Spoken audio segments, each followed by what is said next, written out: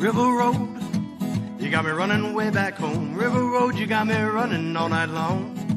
You got me singing some canal boat song. River Road, you got me running all night long. Hello, everybody, and welcome to our Friday Parlay edition of Niner Nuts. I am Danny B, here along with Eric, Easy E. No Jimmy B today. Couldn't get Jimmy in, but he did consult with our parlay pick. Easy E, say hello. I stepped on you there. No problem, man. What's up, everybody? Yes, and like I said, guys, this is our parlay episode. It has evolved quite a bit if you're a longtime fan of the show. This is a more traditional, not a long shot this time. We have a little bit more skin in the game, so I wouldn't have necessarily wanted to go for some long shots in this one. But we do have a really interesting parlay for this one. We only have picks. Here we go. We only have picks for our game on here. At least that was the picture you sent me, right? This was the only game that we decided to. Yep. I just remember behind the curtain. I saw we had some potential picks for the other game, but but yeah, we're sticking with the Lions at the 49ers, which is at Sunday at 6:30. So this will be a real quick episode, guys. Not take too much of your time, but we'll start at the top. Detroit Lions plus 14.5 alternate spread. Elaborate on this one a little bit more for me, like why it says to the layman why they might be like, wait, we're betting on the Lions to score 14 points. Like, elaborate what this means. Yeah, sure. So all it simply means is that the Lions are essentially getting 14.5 points to start the game. So it's kind of like the game starts off 14.5 to 0 in favor of the Lions. And that basically just gives them a cushion. So what we're saying is that we're hoping by all means that the 49ers are going to win, but that they won't win by more than 14.5 points. So that the Lions would still fall within that 14.5 point range in terms of the victory. So that the score would essentially be it could be 21-14, could be even 28-14. Then the little half point there would get us over the edge on this particular bet. This kind of comes down to the fact that the current line is 7 on Draftkings. And, we think that bumping it up an extra touchdown and a half point there kind of gives us the little bit of the cushion that, even if the 49ers hopefully play great and hopefully rock the Lions, can't see this being like a ginormous blowout, and that this would help us cover that span of points there. Yeah, I'm all for that. I did a little bit of my own research just to confirm, like, because I was that layman that was like, the Lions 14 points, we want to win this game. But so that's why I wanted you to explain it, just to make sure that we understood that we're all on the same page on that. Because that is a realistic, and I completely am for that being a good alternate spread for the first pick. Second pick on our parlay, George Kittle anytime touchdown. If Debo plays, it's not going to be at 100%. Like, let's be real. We got some really, really good news that he was limited in practice today as we tape this on Thursday the 25th. We got some really good news that he played limited today, and then there's no practice tomorrow or Friday or Saturday. Or no, they don't practice on Friday, right? Remind me. They should practice on Friday, yeah. Okay. It would just be like a walkthrough, but they should practice. Right, and it would still be if we were practicing, or there we go. If we were practicing, he would be limited. He would be full. Like, yeah, but okay, that's right. They will have to list an injury designation for him tomorrow. Yeah, no, and I've heard Kyle say if this was a real practice, it would have been a limited tag. Like, okay, I don't know why I completely forgot if we practice on Friday for real or not. But anyway, Debo's not going to be 100% if he is playing. And George Kittle scored last week. I always, on my tickets separate from the show or in the show, I always try to, Kittle's going to get a touchdown. Kittle's going to get a touchdown. Like, and he was not a touchdown machine this year. He hasn't been a touchdown machine since 21 was the last time the only time he had double-digit touchdowns in a season. So that is kind of a crapshoot. But I think in lieu of Debo not being 100%, I'm not saying he's out yet. And technically we don't know until Saturday, if not an hour before kickoff. This seems like a pretty safe bet that George Kittle's going to get a lot of targets because, like I have been reminding you guys, Detroit's secondary up to the top sucks. So We didn't put Brandon on here, but you see we do have another 49er on here that we think will get touchdowns. But in terms of the passing, because Kittle doesn't rush, I think it's a very safe bet that Kittle's going to get a touchdown in this game. Yeah, when we were putting this all together, we were kind of sending our own cards back and forth amongst ourselves. We all had Kittle down for an anytime touchdown, so that kind of made it an easy one to put on this particular parlay for us all involved. Kind of the same thing that you think. I think passing is going to be the way to attack the Lions. I think we're going to be airing it out. Kittle has had a great rapport with Purdy. He's had 1,000-yard season this year. It's only his third 1,000-yard season ever, and his first since 2019. He did put up 6 total touchdowns this season, which was second best touchdowns that he's ever put up in a year. So, I mean, like, he's had a good season and he's been pretty reliable and he's been pretty dependent. I think that the Lions are going to continue the trend of doubling Ayuk and kind of taking him out of the game. And as you mentioned, you say Debo's not going to be 100%. I still don't think Debo's even going to play. So I think that makes Kittle even more of a threat and more of a possibility to score. And, I think if we're going to win this game, he's going to have to be a huge factor, and no better way to be a big factor than to score touchdowns. Yeah, they're going to have to take the gamble on having him run over the middle. I know we really like having him on the line, especially whether it's making an impossible wall to block up from the defensive side, going to the left, or helping Colton out on the right. With Debo not being 100%, and if he doesn't play, especially, like, we got to take some of those shots over the middle. Like, we just gotta put it on Purdy to keep upright and avoid Aiden Hutchinson and just try to take a shot over the middle. And that's where Kittle comes in. If not Brandon, because Brandon's going to kick the crap out of Sutton. I know they'll have a safety over him for help, but Sutton sucks. Yeah. So yeah, very true. Oh my God.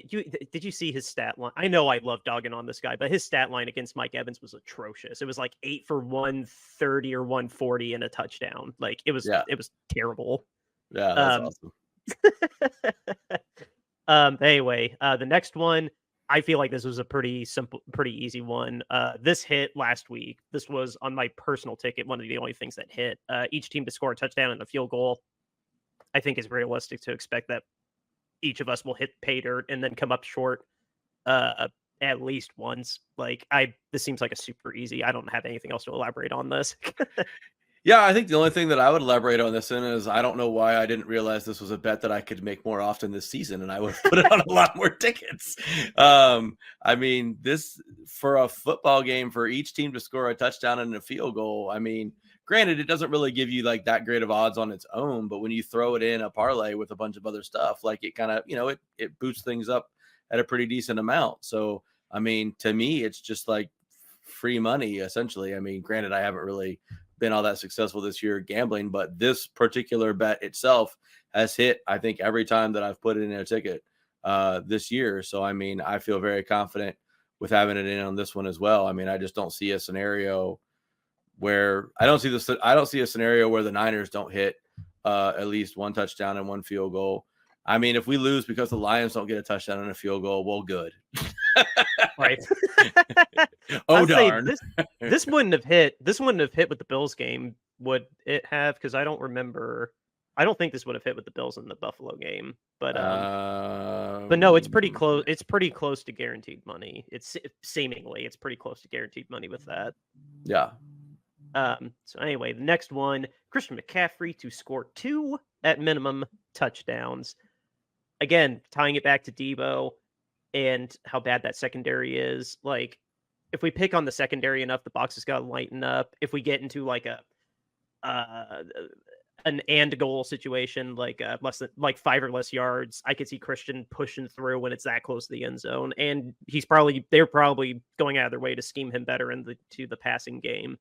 So with how much of a touchdown machine he was and with how much is on the line in this game, James really spearheaded putting this one into the ticket, and I'm all for riding or dying with this one. Yeah, this is kind of where we start the stretch of the ticket where I was a little bit unsure about some of these picks. I don't probably feel as confident about McCaffrey getting 2 touchdowns as you guys do. I don't really think that our ground game is going to be terribly effective against the Lions. So that concerns me in terms of him being able to get the 2 touchdowns, because traditionally when a guy kind of gets multiple scores in a game, it's because he really sort of just breaks off a run, and kind of goes like Christian did last week when he took off for like the 39-yard score. And I don't feel like the Lions are going to give up those things. So unless we get down in a couple of goal to go situations and, he knocks in some stuff from inside the 5, I'm a little concerned about that. Now, I do think that, again, kind of tying back to the whole Debo thing, I think if we end up having to use McCaffrey in some odd or slightly different ways in terms of screening him and getting him out on more choice routes and Texas routes and stuff like that in the middle of the field there, or even on the outsides even, or send him on a wheel route, down the field, whatever. I think then you do have some opportunities for him to get a score like that as well. But I'll be pleasantly surprised if this part of our ticket hits. And again, will be great, because if the 49ers score 2 touchdowns from McCaffrey, things are probably looking pretty good. Well, I don't remember if we mentioned it on, what would be yesterday's episode, or 2 days ago's episode, but this is the first NFC Championship we'll have had at home since 2019.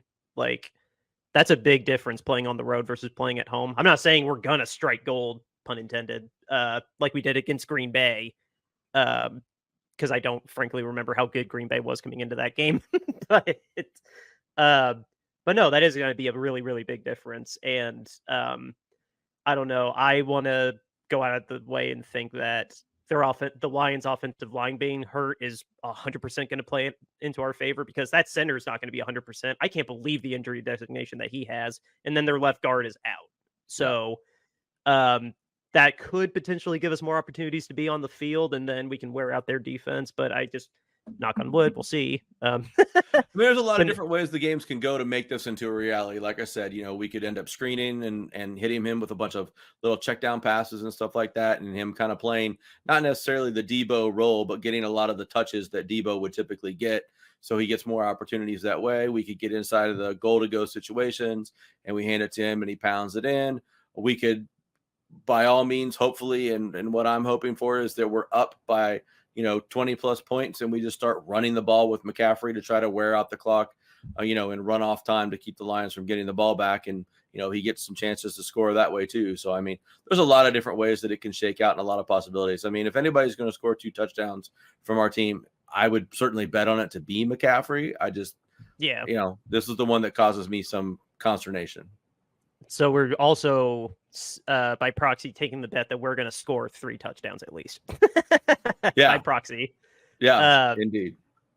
But yeah, the next one, Amon-Ra St. Brown, he did not score against Tampa, surprisingly. But as much as I love Tarvarius Ward, I've sang his praises. He should have been a first-team All-Pro, at least to me. But that's Amon St. Brown. That is a tall, tall task. And I don't know. I have not heard definitively if we're going to glue him onto Brown, or if it'll be a gamble, or like if he's in the slot, if the Amador is going to cover him still. Like, we'll see that in real time. But I don't know. I really, really, really doubt that we're going to keep him out of the end zone. Like, he's their number one. He's a beast. He is a first team All-Pro. And sometimes we've had historically trouble keeping number ones in check. Ward's been doing a much better job at it this year, but it's just really, really hard to see Amon-Ra not getting into the end zone. So that's why he will score a touchdown at least once on our ticket. Yeah, dude had 10 touchdowns this season. So, he definitely knows how to find the end zone. There's no mistaking that. I am a firm believer that Ward can be that shutdown corner. Like we talked a little bit in the podcast earlier this week, Ward shut down after that first drive. He shut down an entire half of the field. They didn't, other than the time that he fell down, they didn't throw his way the entire rest of the game. So set the tone with that end zone breakup. Just set the tone there. Yeah. So I'm really looking for him to do the same on St. Brown. Now, I think St. Brown is a better receiver than what Ward was facing last week. So I don't think that he's necessarily going to blank St. Brown and completely dominate that side of the field like he did against the Packers.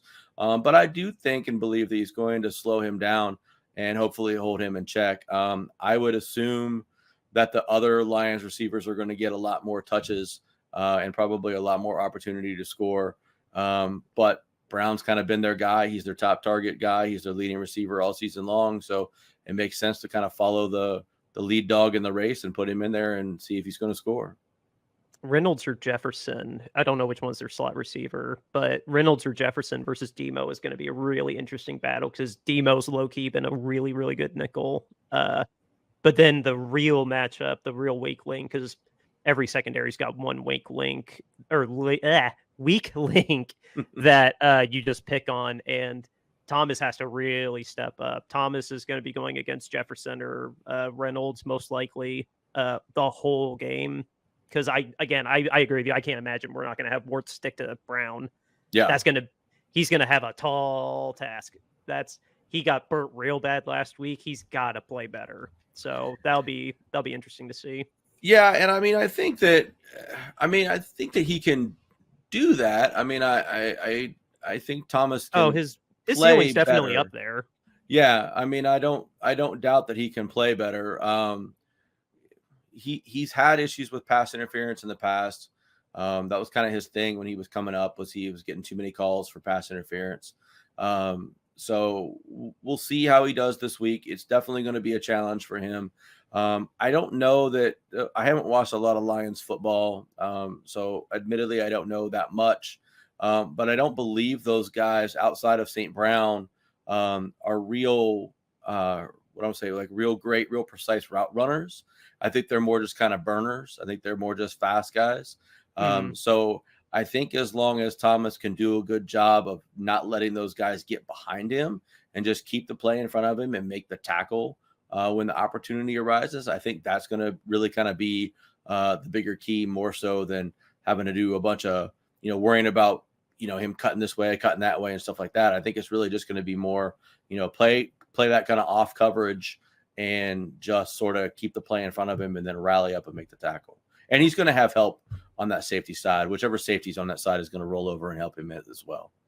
On his side, I believe it's usually Gibson, but they never. I don't watch the 22 film. And they never stay wide enough to make sure the safeties are in. They flip sometimes too. So right. And speaking of safeties, like Ryan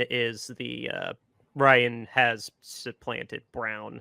Kyle said it was because he didn't want the rookie to be overwhelmed with the moment. Okay, sure. So it's Logan Ryan and Deshaun Gibson that are going to start this week, which makes sense. Like, scapegoat that he had a knee injury, but it's Logan Ryan. He's a very experienced veteran. Well, in the press conference today, Wilkes called out Ryan and said that he needed to play better and needed to tackle better. So hopefully he heeds that message and does a better job this week. He's been on the roster for like a month. Yeah, you need to call him out on it still because you're the coach. But what the hell do you expect from a 32-year-old safety? Like, especially when you get there and hit the crap out of people, evidently. Of course, you're going to be a little rusty. But anyway, the next one, Brock Purdy, alternate passing yards. The passing yards, I believe, when I first looked at it, was like 262 or 265. I really pushed for this one. I think I did not want to take it all the way to 300. I stopped myself short of that, which you're at 291. Why don't you just... I really could see some crazy... I could really see it like just being shy of it, like a 297, 296. Like, I didn't want to push it all the way to 300, but I did want to kind of get close to there because I think he'll have more passing yards than 260. Like last week, that secondary was low-key good in Green Bay, and the pressure was doing a good job getting to him. I think with how bad the secondary is, we're going to be able to take advantage of that, even with the Lions' good rush, and with how close it is, he probably would break 300, but yeah, no, I feel very comfortable that Brock Purdy is going to be able to get a lot of passing yards and take advantage of that secondary. I'm just being cocky with this one.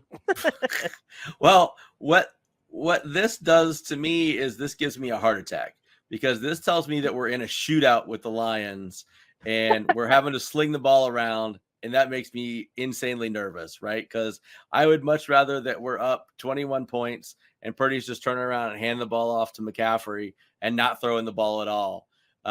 So He's benched in the fourth quarter and he's only at 250. Yeah, that's what I want to happen. Screw my ticket. That's fine. So this makes me feel like we're in a shootout and we're going back and forth and we're rallying and we're trying to score points still. And we're still needing to drive. And, we're only up by a touchdown in the fourth quarter and we're still having to push and score points. So this particular line in our bet makes me extraordinarily nervous, to be honest, and that's why I hate it.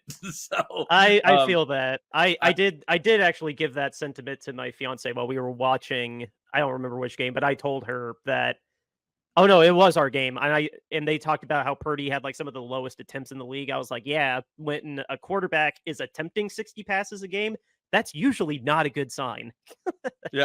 Yeah. And so this bet just scares me because it makes me feel like we're in some sort of a shootout with the Lions. Whereas I would much rather we're just up and controlling the ball. And, it's like we run on first, we run on second. Oh, it's 3rd and 7. Okay. Oh, we threw a little slant pass or a little screen pass or a little check down pass. Oh, darn, didn't get the first down. Oh, well, punt away. Go ahead, Lions, try and score. You can't do anything. Like, that's the kind of game that I want to see. And you have us in some sort of freaking race to 40 points with a shootout with Purdy throwing for 300 yards. And we've got him throwing for 3 touchdowns, probably with 2 to McCaffrey and 1 to Kittle.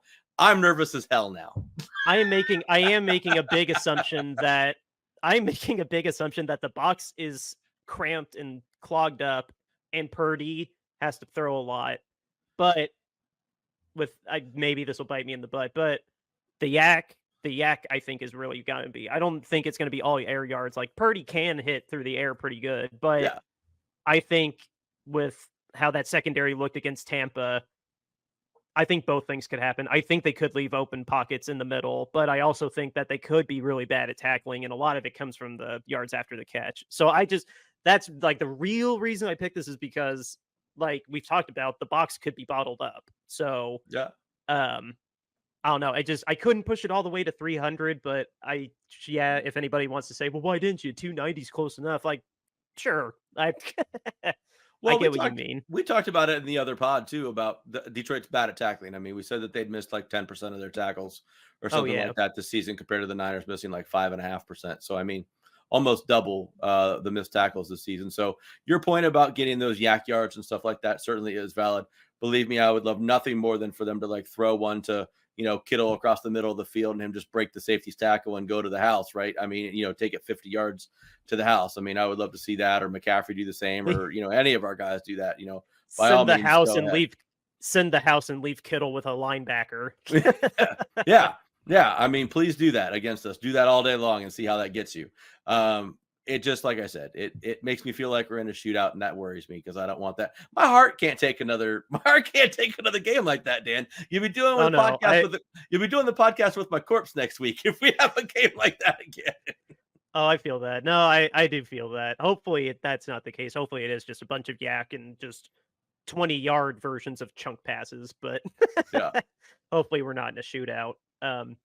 Anyway, to move this a little bit because we know we have a hard out. Jahmyr Gibbs.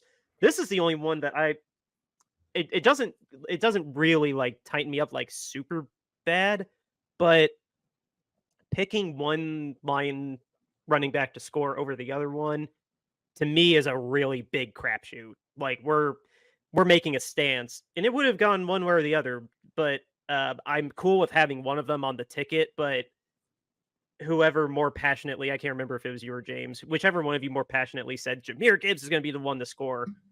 Cool. That's more confidence than I have picking either of them. Like, yeah, because Montgomery is the power guy and Gibbs is the speed guy, and they both have had games where one scored and the other one didn't. So like, it's how people complain about picking us for fantasy, any of our pass catchers for fantasy. That's how I looked at this. But I mean, no, I wasn't going to blackball it. And we're riding with Gibbs. Yeah, James had this on his ticket when we were putting things together, and we put it on there for him. I think you're kind of right. It's kind of a crapshoot which guy is going to be the guy that scores. I think Gibbs has a little bit better of a chance just based upon the way that we play and the way that teams typically play us. If How our we're terrible with screens. Yeah, exactly. I was just leading to that. Like, if our front four is doing what they're supposed to be doing in this game and getting pressure on Goff, then they're going to be going back to the quick pass into the short screen game and trying to get the ball out of Goff's hands quickly, which that's going to lead to Gibbs being out there for more plays and getting more passes. He's definitely their receiving back that they have and that they use for that kind of thing. And, we generally speaking don't do a great job guarding screens because our guys are just pushing up, trying to get to the quarterback. So, oftentimes it leaves. Now, granted, a lot of times Warner and Greenlaw clean that stuff up, or the corners and safeties come up and make tackles, but sometimes we get burnt on those. And so, I could definitely see a situation where Detroit catches us with a screen and Gibbs is so fast and so shifty. That he shakes one or two of our guys and gets into the end zone on a 20-yard, screen scamper, something like that. So wouldn't surprise me if this bet hit. Yeah, no, you can make the convincing argument either way. I would be saying, yeah, if you said, oh, I know that they're going to get in a 2-yard situation and Montgomery's going to punch it in. Okay, I can believe that too. Yeah. But no, Gibbs, with how bad we can be inside open space, like with screens or sweeps. Yeah, no, I can see Jahmyr Gibbs breaking off a couple of those because we're still pretty bad. We've gotten better, but we're still not great at that. Yeah. Anyway, I think he scored in a number of games in a row too, if I'm not mistaken. So he scored he's scored the last 3 games in a row. He scored a touchdown the last 3 games in a row too. And he put up 10 touchdowns in the regular season. And that actually looks like those might just be rushing scores looking on here. So, he's been pretty reliable for them as an option. So right. He has, is that right? Huh. I would have never now I did admit earlier that I don't watch a lot of Lions football. I would have never guessed he only has 1 receiving touchdown this season. Really? Yeah. Hold on. How do you spell his last name? Gybbs? Gibbs. Oh, I'm trying to find. He has 10 rushing touchdowns and only 1 receiving touchdown. Here we go. I finally just found him on Roto World 2, or what used to be Roto World. I would have never imagined that.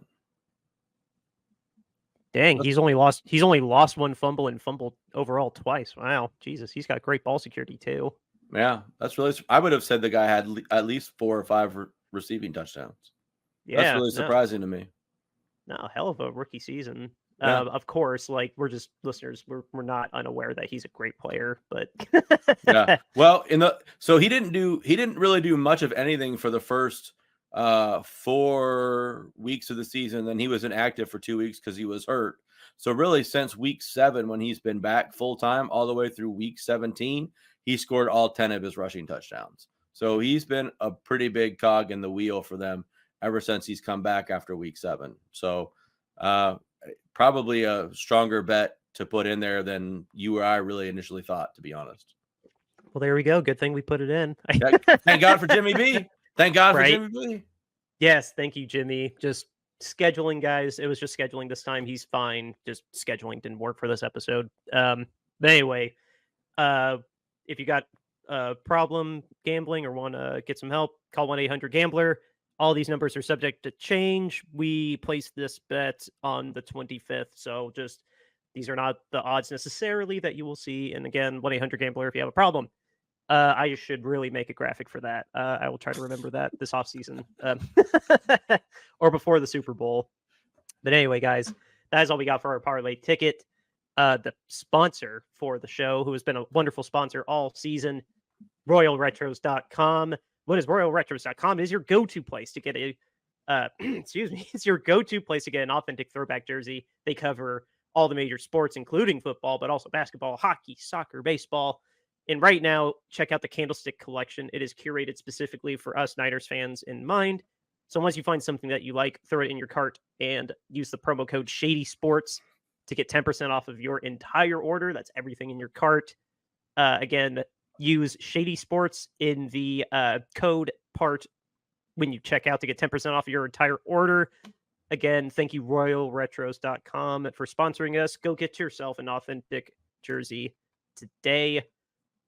Guys, we have also, if you are unaware, new to the show, we have been championing raising owner standards to be the same as player standards. Because a lot of owners, all the way back to Daniel Snyder, we've talked about it ad nauseum on the show, Daniel specifically, but other owners have been getting away with things for a very long time that the league has just been sitting on and not holding those owners to the same standards. Our own CEO, acting owner, so to say, Judd York, got in trouble. The Texans minority owner also, comes to mind.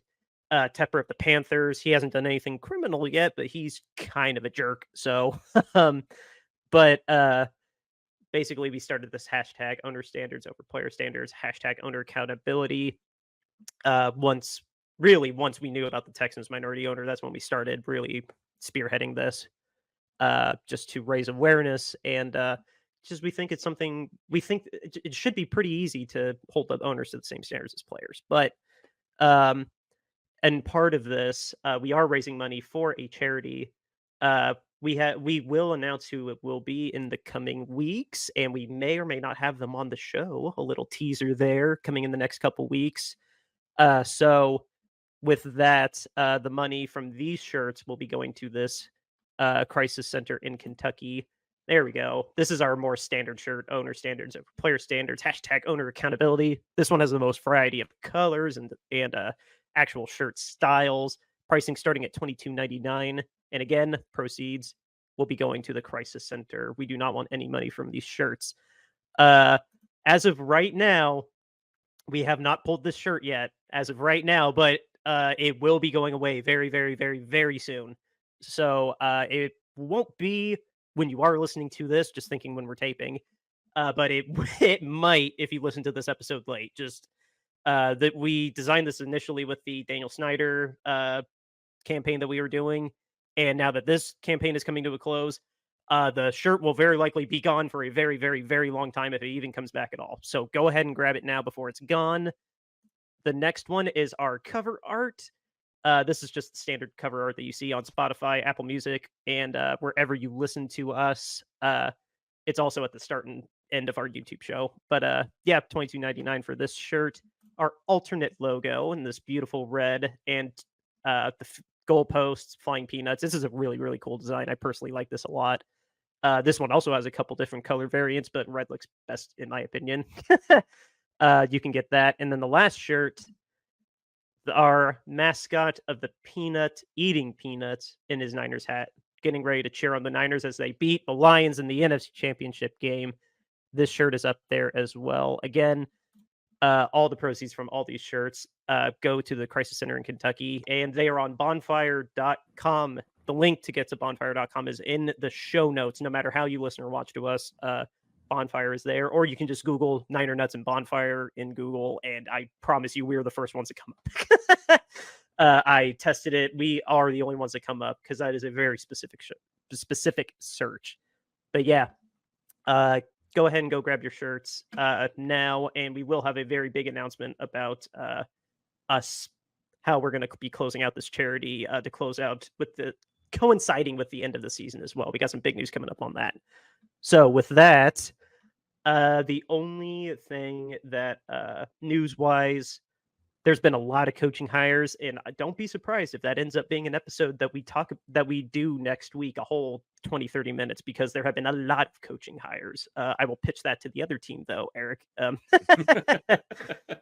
because I feel like that's a lot more than a little blurb at the end of an episode. We have plenty to talk about there, but yeah, the Lions offensive line is really banged up, and Debo was getting limited practice, so that was the only real big news that I thought was appropriate to close out the show with. Praying for you, Debo. We know you listen to the show. Please come back, even if you're just in uniform and don't step on the field. Just psych them out being in your shoulder pads. Whatever you can do, man. We really need you for this game if we can. For Eric, sure. you got anything to close out the show? I just wanted to give a shout out to the guys that made the AP finalists for awards this season. So McCaffrey was listed as a finalist for the most valuable player. this season. Purdy is also a finalist for MVP. Let's see. Kyle for coach. Kyle's coach. Christian's also offensive player of the year. So a lot of awards for the 49ers that they're up for contention this year. I think Christian has a shot at offensive player of the year. Probably be between him and Tyreek probably.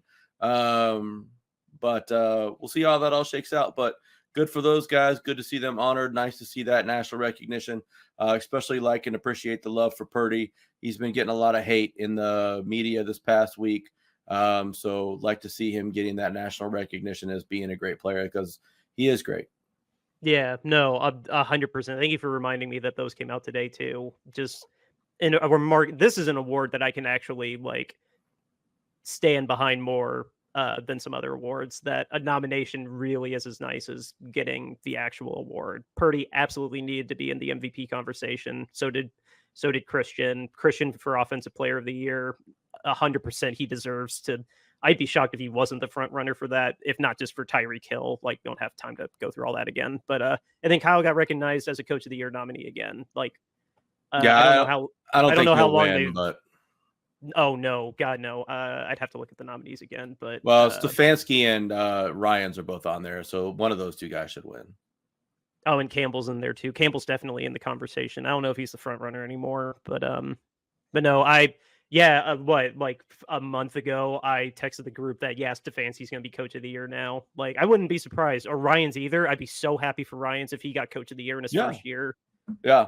And honestly, Campbell, now that he's taken the team to the NFC Championship game, like, honestly, Campbell has a great chance for it too. Like, just how quickly he's turned around Detroit in 3 years. Like, yeah, I mean, let's not spoil it. We could do we're going to need content, so I mean, we could do our take on the awards and who we think should win and stuff like that. So, oh yeah, reactions to the awards for sure. Yeah. Hey, there's another thing we can pitch, James, when we're back next week. Yeah.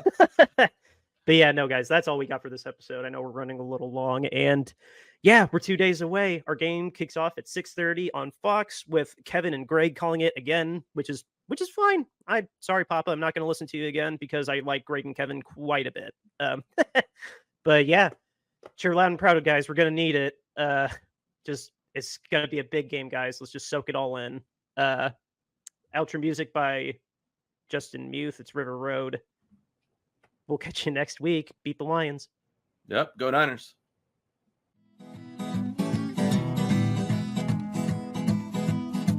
River Road, you got me running way back home. River Road, you got me running all night long. You got me singing some canal boat song. River Road, you got me running all night long.